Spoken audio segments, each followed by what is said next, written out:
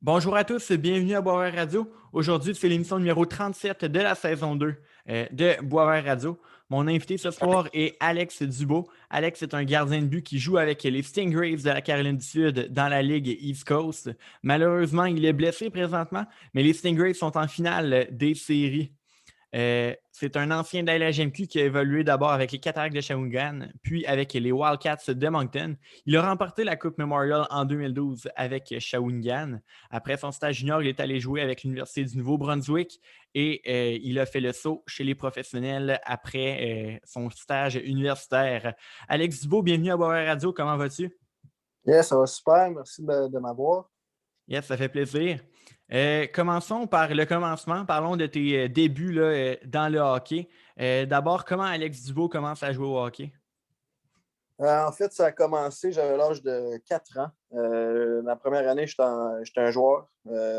Sauf que je n'étais pas le meilleur. J'étais tout le temps celui qui tirait de la patte. J'étais tout le temps OK. celui qui ne suivait pas le groupe. Je voulais tout le temps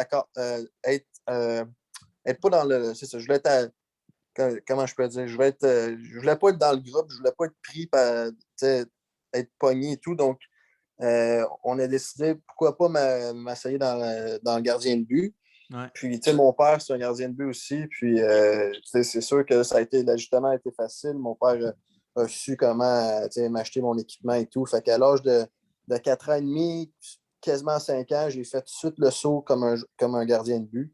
OK. Puis, depuis ce temps-là, j'ai jamais quitté le devant, j'ai jamais quitté le devant du filet.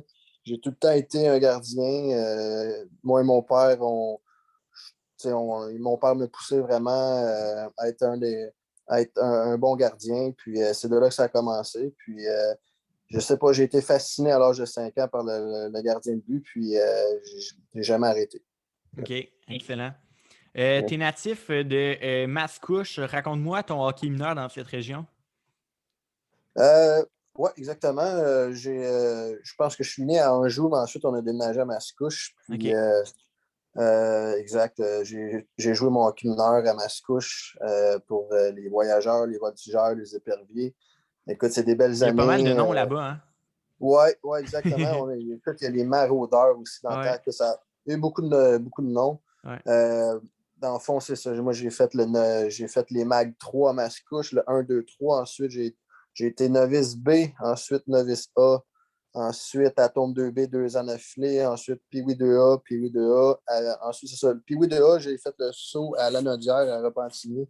OK. Euh, Ça, j'ai connu des belles années là aussi. Je me souviens aussi du tournoi Piwi de Québec. On avait été au Ouais. Colisée de Québec. Ça, c'était vraiment le fun. On avait joué contre le Detroit Little Caesars. Il y avait OK. des bons joueurs là-dedans. Il y avait Rocco Grimaldi qui récemment était avec les Ouais. Nashville. Fait que, tu sais, je me souviendrai toujours. On a perdu juste 2-1. Mm. Puis, tu sais, on avait des pas pires joueurs, mais on n'avait pas la même formation que les Red Wings. Mais en tout cas, c'était une belle, c'est ça, c'était super le fun. Expérience. Puis, expérience exacte. Puis ensuite, c'est ça, Bantam 2A, la Nadière encore. Puis j'ai fait le saut au Midget 3 à 15 ans à Crabtree pour Restart Blondin. C'était dans le temps que justement l'équipe était à Crabtree, pas loin de Joliette. Puis ça a été une des plus belles expériences, c'est sûr. Excellent. À quel moment de ta carrière as-tu réalisé que tu avais le potentiel là, de faire une carrière professionnelle? Je te dirais que c'est pas mal après ma première année Midget 3.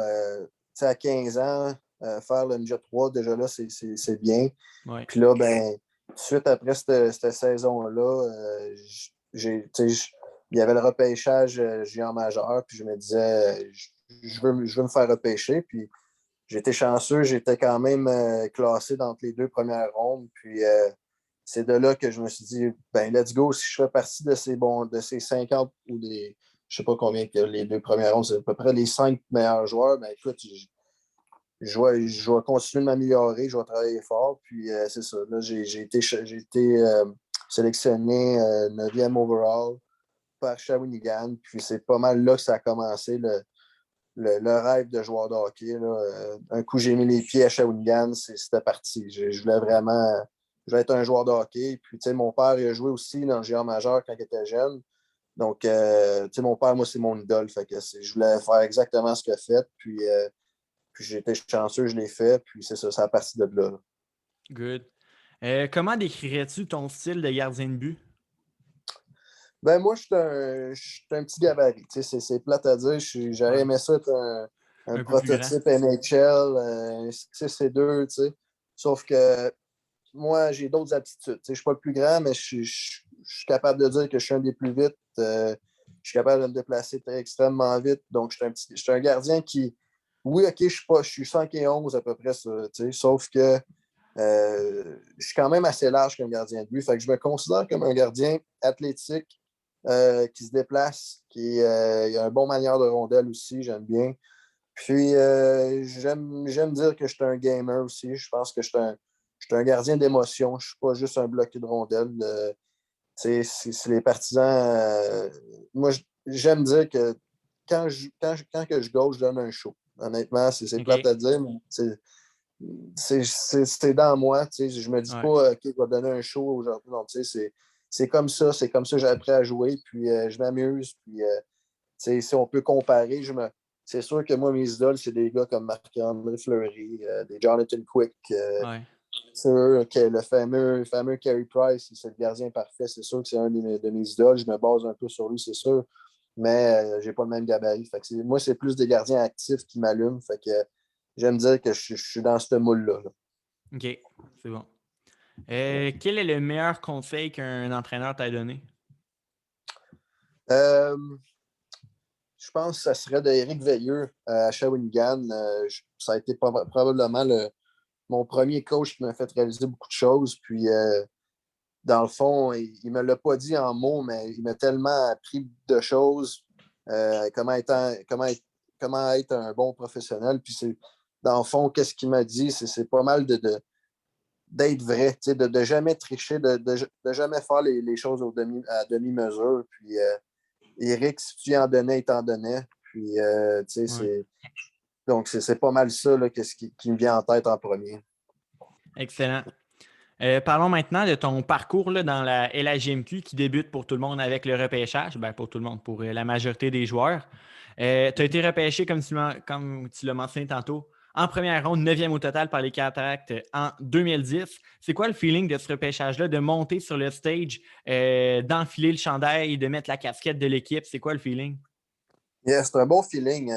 On est chanceux, nous autres, le Québec, on fait ça. On fait un gros show pour le repêchage.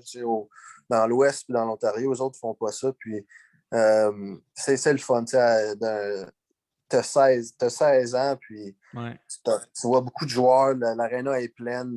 C'est un gros show. Puis là, ben, tu te dis, hey, c'est sûr, je veux monter sur le stage.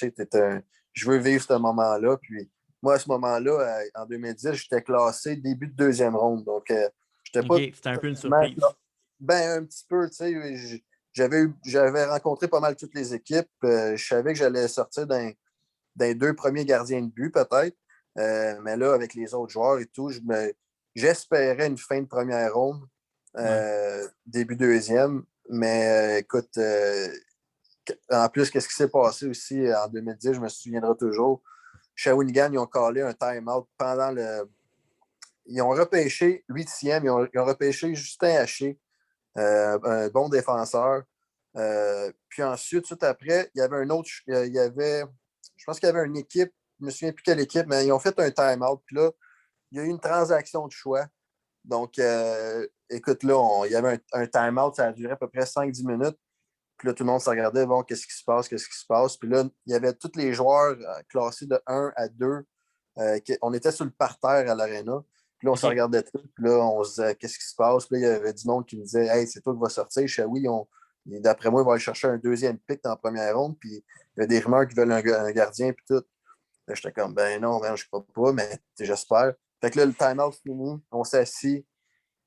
Le commissaire annonce le trade. Fait que là, Shawi monte sur le stage encore une deuxième fois. Puis Alain Bissonnette, le recruteur en chef, il dit pour une deuxième sélection, première ronde, les Cataractes de Shawinigan sont fiers de sélectionner Alex Dubo. Écoute, moi, j'avais ma famille au complet Incroyable. à côté de moi, puis je m'avais dans les estrades, ça a crié. On était à Drummondville. C'était un beau moment. Honnêtement, je me souviendrai toujours. C'était vraiment cool. J'ai monté sur le stage, puis il y avait une caméra sur moi, puis les seuls mots qui me sortaient, je me souviens qu'Éric Veilleux me parlait, Martin Mondou me parlait, le GM et le coach, puis les seuls mots qui me venaient en tête, c'était incroyable. Ah, c'est incroyable. Hey, merci, c'est incroyable. Puis on le voit sur la vidéo, c'est drôle. Fait que, non, écoute, c'était un des beaux moments de ma carrière, c'est sûr. Good. Yes. Un des beaux, peut-être pas ton plus beau parce qu'il y en a un autre qui s'en vient bientôt.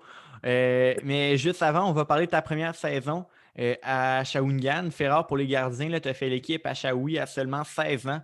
Qu'est-ce qui a représenté le plus gros défi pour toi dans cette situation-là? Tu es 16 ans, tu viens d'être repêché, tu es lancé dans le bain dans la LHMQ, tu affrontes des tirs des gars de 18, 19, 20 ans qui sont repêchés dans la NHL pour quelques-uns. C'est quoi le plus gros défi que tu as surmonté cette saison-là? C'est ça, exactement. J'avais 16 ans, puis c'est la première fois que je jouais avec des joueurs de 20 ans, de 18, 19, 20 ans. Puis c'est une bonne différence quand tu as 16 ans. Puis j'étais encore au secondaire, j'étais au secondaire 5, puis il y avait des gars au cégep, puis il y avait des gars qui commençaient à l'université. Fait que c'était un gros changement. Ouais. Puis honnêtement, je suis arrivé, l'équipe, on avait un méchant bon groupe. Ça a été facile, l'intégrement. Puis côté glace, bien c'est ça. Moi, à 16 ans, là, je peux dire que j'étais un peu trop confiant. OK. On me disait que j'étais un peu cocky, mais ça faisait partie de ma personnalité sur glace. En dehors de la glace, je ne suis pas quelqu'un de trop confiant. Sauf que sur la glace, quand tu es un petit gabarit, des fois, il faut t'en fasses un peu plus. Puis à 16 ans, j'en avais dedans. Puis Éric Veilleux, lui aussi, il en a dedans, puis il sait c'est quoi. Puis il y a eu des fois qu'il m'a replacé un peu. Puis ça faisait partie de mon apprentissage. Puis j'ai été chanceux, j'ai joué, il m'a utilisé 21 fois cette année-là. Je me souviens, on a fait 2 rondes des séries contre, je pense je me souviens plus contre qui, je pense Gatineau et Québec. Puis moi, je gaulais avec Gabriel Girard dans le temps que lui avait 19 ans. Puis on faisait une belle équipe. Les deux, c'est une belle compétition saine.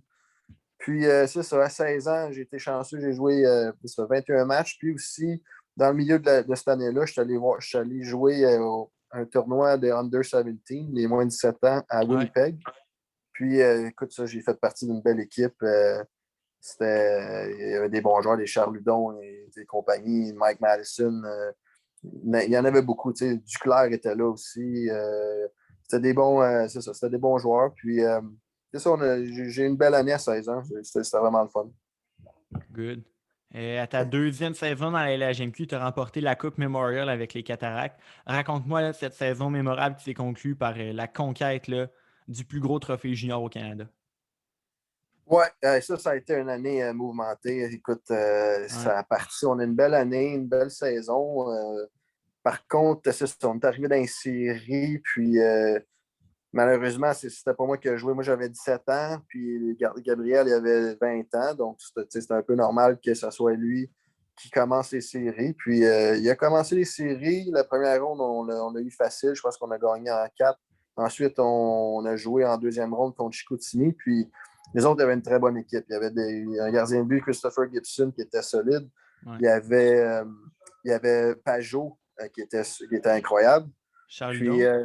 puis Charles Ludon, je pense aussi qu'il était là. Fait que, écoute, c'était une belle équipe, c'était du bon hockey. Puis là, ben, je pense que le troisième match de la série, je pense que Gabriel a eu des problèmes un peu sur la glace. Puis le coach a fait appel à moi, j'ai rentré. Puis j'ai fini la série, puis on est allé jusqu'en 7. Puis on a perdu en overtime en 7. Ouais. Fait que, mais ça avait super bien été pour moi, malgré la défaite. Puis ensuite, Ouais. on avait eu 31 jours de off. Parce que dans le fond, c'est Ouais. ça. Cette année-là, c'était nous autres qui avions l'équipe au test. C'était nous Hôtesse. autres de la Coupe Memorial. Donc, on avait eu 31 jours de break entre la Coupe et les séries. Puis, je me souviendrai toujours, là, on allait 3 jours intenses, une journée off. 3 jours intenses, une journée off. Les coachs, ils nous ont préparés. On était tellement en forme. On a eu des meetings, des retraites fermées avec l'équipe. Bob Hartley était venu nous coacher une semaine avant la Coupe. écoute, on était ultra motivés, là, on avait le couteau entre les dents. Puis le coach a décidé de me faire gauler le premier match du tournoi. On a joué contre les Oil Kings d'Edmonton. L'autre bord avait des goalers comme Laurent Brassois. Ouais. Il y avait Mark Stone, Griffin. était-tu là? Mark Stone n'était pas là. Non. OK. Il y avait Griffin Reinhardt, un bon défenseur qui était là. Ensuite, les joueurs, je ne me souviens plus, mais en tout cas, c'était une très belle équipe. Puis, malheureusement, on a perdu 4-3. J'ai joué correct, mais sans plus. Puis, c'est là que le coach a fait appel au gardien de 20 ans après, puis j'ai pu jouer un match. Mais l'équipe, on a super bien joué, on a gagné. Puis, ça a été une belle expérience pareil, malgré que je n'ai pas joué la finale. J'étais quand même assez jeune. Malgré que j'aurais aimé ça puncher, j'aurais aimé ça avoir des bonnes performances. Peut-être ça m'aurait aidé pour mon repêchage. Malheureusement, ça n'a pas eu lieu, mais ça a été, écoute, ça, c'est un des beaux moments. Après ça, quand on a festoyé à Shawinigan, là, quand on a gagné, c'était incroyable. Écoute, Shawi, c'est un petit village. Écoute, c'était un gros party que je me souviendrai toujours. C'était le fun. Oui, c'est sûr. Ouais. Tu as mentionné là, le repêchage de la LNH. Tu n'as pas été repêché. Est-ce que ce fut une déception pour toi à l'époque ou tu t'y attendais quand même? Ah non, c'est sûr que c'était une déception, mais je m'y attendais parce que OK. malgré que j'avais rencontré quand même une dizaine d'équipes. Puis j'étais listé fin de 7e ronde. S'il y aurait eu 8 rondes, j'étais dans la 8e. C'est sûr que les équipes, je les blâme pas. J'étais un petit goaler, c'est tough à drafter. Par contre, j'aurais aimé ça avoir une invitation dans un camp d'entraînement. Ça n'a pas eu lieu. J'ai eu une invitation au combine des Canadiens un peu avant le draft. Je m'attendais peut-être à une invitation après. J'ai pas eu ça. Là, ensuite, c'est ça. Cet été-là, j'ai été échangé à Moncton dans une grosse échange. Puis ensuite, c'est ça. J'ai eu 2 belles années à Shawi, puis c'est là que j'ai eu ensuite 3 belles années à Moncton. Good. Justement, tu l'as mentionné, tu as été échangé aux Wildcats de Moncton dans un échange là, absolument gigantesque. À 17 ans, après une Coupe Memorial, ça a été quoi là, ta réaction à l'échange? Je savais que ça s'en venait parce que depuis Noël, là, en fait, quand il y a eu la limite des transactions, la date limite, on s'en parlait, puis je savais que des jeunes 17 ans dans une équipe, c'est des bons morceaux à échanger, ils ont de la valeur, puis j'étais considéré comme un des bons gardiens pareil à 17 ans dans cette ligue-là, puis il y avait des bons joueurs dans mon équipe aussi qui étaient encore jeunes, donc on savait, on s'en doutait un peu, puis écoute, deux jours après la Coupe Memorial, le coach m'a rencontré, le GM m'a rencontré, puis ils m'ont annoncé ça. Puis c'est sûr que c'est la première fois que je pleurais un peu à cause du hockey, mais j'ai pas pleuré dans le bureau. Je suis sorti du bureau, je suis allé dans le parking, c'est là que j'ai réalisé que c'était fini à Shawi. Puis à ce moment-là, je me souviens, j'avais rencontré ma première blonde aussi, j'avais 16 ans. Fait que c'était quand même tough. Puis mais c'est ça, j'étais content quand même, un nouveau départ. Moncton, c'est une belle organisation. Écoute, ça, Moncton, je pourrais en parler longtemps. J'ai eu du fun là-bas, donc je ne regrette pas d'être échangé, Good. d'avoir été échangé. Ouais. Ta dernière saison à Moncton, encore une fois, là, saison remarquable. Vous avez eu la meilleure attaque de la Ligue de ton côté. Je pense que c'est plus de 40 victoires que tu as récoltées.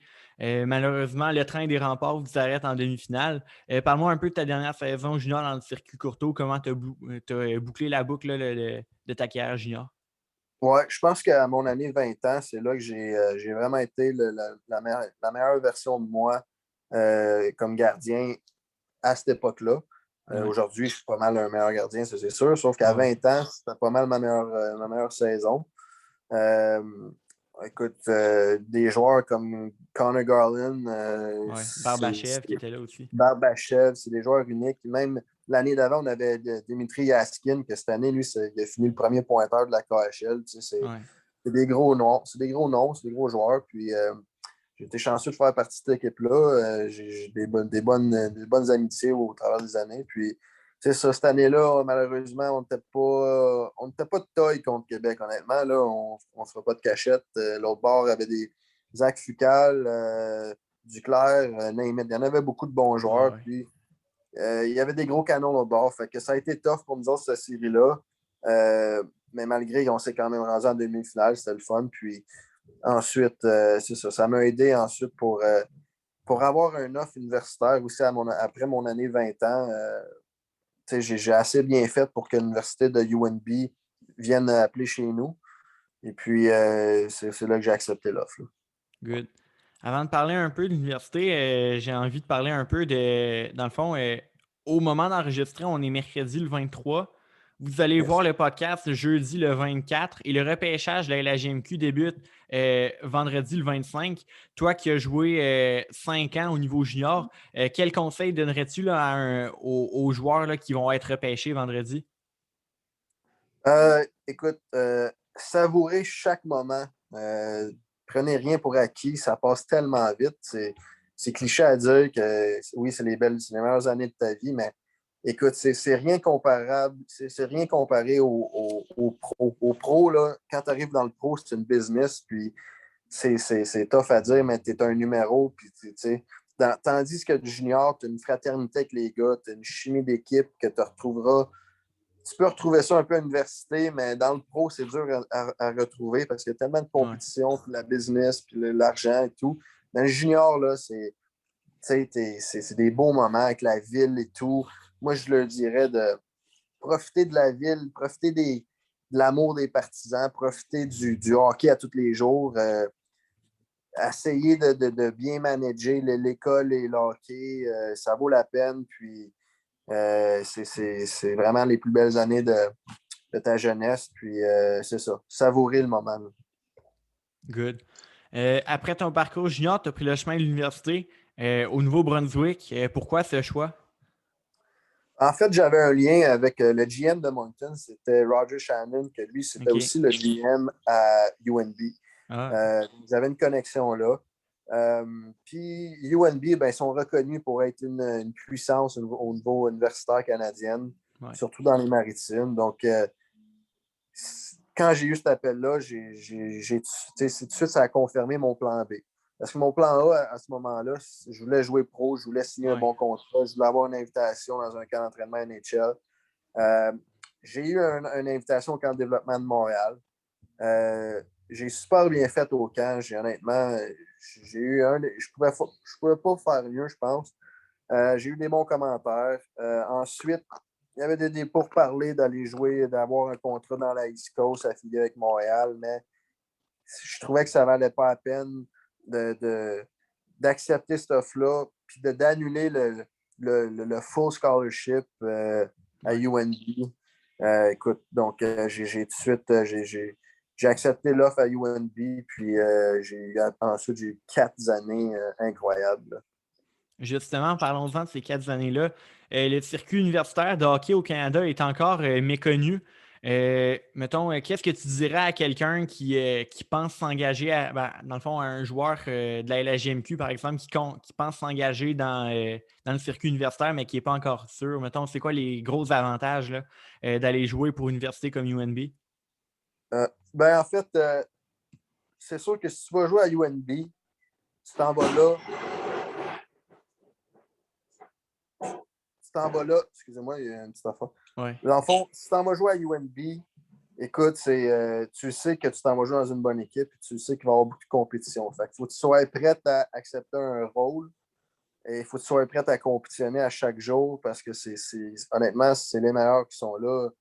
Là, c'est plate à dire, mais c'est ça. Avec les dernières années, UNB, ils gagnent à chaque année, puis c'est des bons joueurs qui se ramassent là. Ouais. Donc, il faut que tu sois prêt à, c'est ça, accepter des fois un rôle de second. Ou, je dirais aussi, avant de choisir ton université, c'est sûr qu'il faut que tu checkes la ville, il faut que tu checkes l'école, tout ça. Il faut que tu sois en accord avec tout. Mais moi, honnêtement, mon but, ça a tout le temps été d'être un joueur de hockey. Mais si j'avais la chance d'aller chercher un papier, un bac, ben c'est sûr que j'allais sauter là-dessus. Puis c'est ça que j'ai fait. Puis j'ai été chercher un bac en business. Euh, Puis c'est ça, je dirais, c'est ça. Choisis ton école, mais fais sûr d'être prête au défi du hockey aussi, parce que le hockey universitaire, c'est très bon. Honnêtement, Ouais. c'est René, c'est vraiment là. Tu pratiques fort à tous les jours. Tu pratiques à tous les jours, tu pratiques intense, tu as juste 2 games par semaine. Puis c'est tough, c'est du gros hockey. Nous autres, dans les Maritimes, on a juste 7 clubs. Fait que t'as des bonnes rivalités. Fait que non, c'est du gros hockey, c'est du bon hockey. Puis tu sais, c'est des bons joueurs qui ont encore la passion puis qui veulent étudier en même temps. Puis qu'ils ont pris une autre route à la place d'aller tout de suite dans le pro. Donc, non, c'est du gros hockey. Good. Justement, avec UNB, tu as été 2 fois champion là, des Youth Sports en 2018 et en 2019. Raconte-moi ces 2 conquêtes là, que tu as vécues quand même en tant que gardien partant. Oui, exactement. Dans le fond, ma 4e année, c'était moi le gardien partant. Et puis, euh, on a gagné les séries. Ensuite, on est allé aux Nationals qui était à Lethbridge dans l'Ouest OK. canadien. Puis, ça a été probablement mon moment où c'est moi qui ai shiné, là, comme on peut Ouais. dire en anglais. On a joué 3 matchs dans ce tournoi-là, puis c'était contre les 3 meilleures équipes de les 3 autres ligues. Et j'ai arrêté tout. Honnêtement, j'étais solide, j'étais dans la zone. Écoute, je me sentais super bien cette fin de semaine-là. Puis la finale, on a joué contre Alberta, puis ça a été mon meilleur match. Puis c'est ça. Ça a été un beau moment. On avait une équipe incroyable aussi. On était vraiment. On avait 3 bonnes lignes, des bons défenseurs. Puis c'est ça. Puis mes bonnes performances dans ce tournoi-là m'ont permis ensuite d'aller signer un contrat avec l'équipe affiliée d'Ottawa, le Belleville, dans la Ligue américaine. Oui, ben justement, super beau lien avec la prochaine question. En 2018-2019, tu rejoins l'Organisation des sénateurs d'Ottawa. Tu joues majoritairement dans la East Coast, mais tu joues aussi 3 matchs en un week-end dans la Ligue américaine. Tes débuts là, dans cette ligue-là. Raconte-moi ton expérience là, justement de jouer dans le fond, dans le calibre juste en dessous de la LNH. Là, tu te rapproches de ton rêve, veux pas. Ah ouais, non, c'est sûr. C'est ça, exactement. Dans le fond, il y avait une blessure d'un gardien dans la Ligue américaine, fait qu'ils m'ont rappelé. Puis, il y avait 3 matchs dans cette semaine-là, puis ça donnait que c'était contre la deuxième meilleure équipe de la Ligue aussi. La première game, c'était contre Toronto, les Marlies de Toronto. Donc, je faisais mon départ le mercredi de cette semaine-là. Puis, tu sais, dans mon équipe, t'avais des superstars, tu avais des Drake Batterson, tu avais des. Qui d'autre? Abramov, Abramov était là. Logan Euh, Brown. Logan Brown, exactement. L'autre, le joueur, l'autre bon joueur avec Ottawa présentement, là, c'est un Josh attaquant. Norris. Josh Norris était là. Écoute, tu avais des bons joueurs, fait que c'était Ah quand même oui. impressionnant dans la chambre. Puis, Ah oui. je les avais connus un peu au camp d'entraînement, mais durant la saison, j'avais été à Brampton, fait qu'on s'avait délaissé un peu, mais Ouais. fait que c'est ça. Mon premier match, honnêtement, j'étais quand même stressé. J'avais un peu de stress, puis on a gagné. On a gagné 8-4. J'ai pas joué mon meilleur match, mais on a gagné. Mm. Puis ensuite, on jouait le vendredi. Fait que là, j'étais content d'avoir ma première victoire, mais je voulais me reprendre. Puis ils m'ont envoyé dans le filet encore. Puis on jouait contre Rochester. Puis Rochester, dans cette équipe-là, il y avait mon meilleur ami d'enfance, Jean-Sébastien D. OK. Que lui, c'était probablement le meilleur joueur de l'autre bord. Ouais. Puis ça donnait que son équipe aussi, c'était une bonne équipe. C'était la deuxième meilleure équipe de la Ligue dans cette année-là. Fait que c'était un gros défi. Fait que là, j'ai joué ce match-là vendredi. On a malheureusement perdu, je pense, 4-3, mais j'ai été une étoile du match. J'ai eu une belle performance. Ensuite, on jouait un autre game le lendemain. Puis les coachs m'ont dit: T'es-tu correct? Ton corps suit-tu? T'es-tu correct? On va te faire jouer. Ben oui, let's go. Je suis prête. Fait que là, le coach m'a dit: OK, you're in encore. Fait que j'ai joué un back-to-back, ma 3e game de la semaine dans la Ligue américaine. Puis encore là, on a une belle performance, mais malheureusement, on a perdu. Mais j'ai encore eu une étoile du match. Donc, écoute, ça a été une belle expérience. Ensuite, on avait été un match à Laval la semaine d'après. J'avais pas joué, mais c'est quand même fun de vivre Laval et tout chez nous. Ouais. Ben de la famille dans les estrades, fait que c'était cool. Et là, ensuite, malheureusement, la COVID s'est T'es invité. emparée de mon élan. Écoute, Ouais. c'était poche parce que j'étais sur une belle élan. Puis, on ne sait pas qu'est-ce qui aurait pu arriver après, mais c'est ça. Fait que là, le COVID, malheureusement, a stoppé tout. Là. Oui, tout à fait. Ben Ouais. justement, j'avais lu dans les médias que l'arrêt de la saison, là, à cause de la pandémie, est arrivé à un bien mauvais moment pour toi. Et justement, cette opportunité dans la Ligue américaine, là, ben, ça vient expliquer justement pourquoi. Ben, c'est pas arrivé à un bon moment pour personne, là, mais en Ah, particulier toi, avec non, c'est ça. justement la chance que tu avais. Exact. Le timing n'était pas bon. Vraiment pas. Je ne suis pas le seul non plus.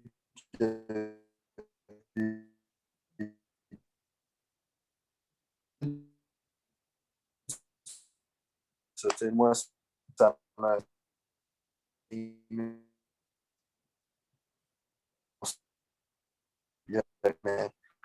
Fait que là, j'avais encore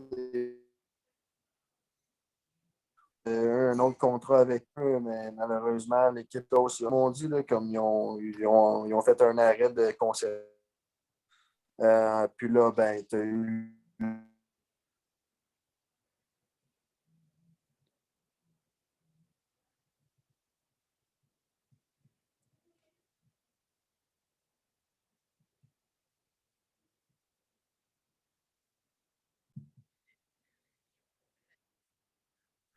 Excellent, on est de retour. Excusez le léger problème technique.